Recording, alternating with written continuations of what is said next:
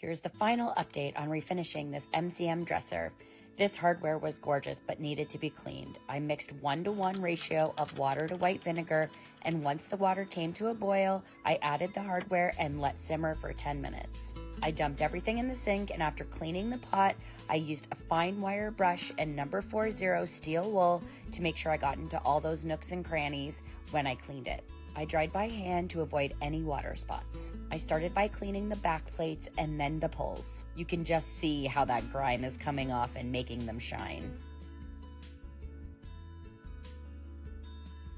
Here's what they look like after being cleaned. Today is hardware day. I cleaned these, but you'll see on some of them, like right there, that it's discolored. And so what I'm going to be doing is spray painting them. I'm going to use, I love this one. It's Hardcore by MTN, so Montana colors. I love how it applies. I don't use it very often only because the hardware is usually in better shape, but wear a respirator when you do this. It is also not amazing for your lungs. To be able to access all sides of the handle, I used a styrofoam block along with some toothpicks to hold them up. I also made sure to do it off of my deck so I didn't ruin it. I shook the can and then, wearing a respirator, got to spraying. It was a little bit of a windier day here, so I had to go closer, but not too close that I would end up with like an orange peel texture. The coverage on this was amazing, so I did 2 thin coats, waiting 15 minutes in between each. Because these will be getting a lot of wear opening and closing each drawer, I used acrylic varnish, also from MTN Montana, to make sure that I put a sealant on the color as well. I wasn't in any rush, so I let these dry on my deck all day.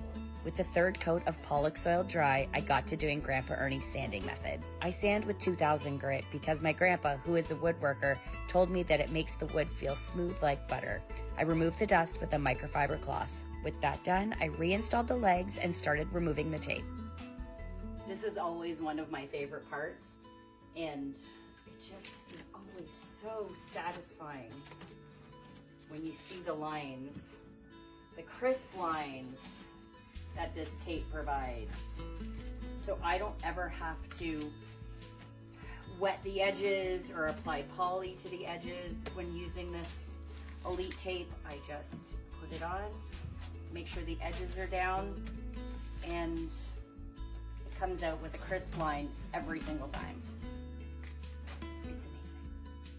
With the paint dry and the wood surfaces smoothed out, I got to installing the hardware. This always feels like a pivotal point because it really means that the project is complete and that everything has come together, all of the effort that I've put into it. With that done, I put all of the drawers back into the piece, played a little bit of musical drawers just because some fit better in certain locations.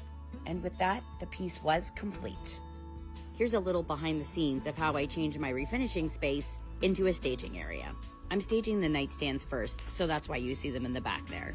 I gave the floor a good vacuum and then got to staging. Because I stage on the top floor and the main floor, I often have the staging materials on both levels. It's also very interesting to try to take pictures with a very active puppy. You can see that I have their treat container that's holding up that picture. A quick reminder of what the piece looked like to start with and what it looks like now. You just sometimes have to look past the green paint to see what can be underneath. Thanks so much for sticking around.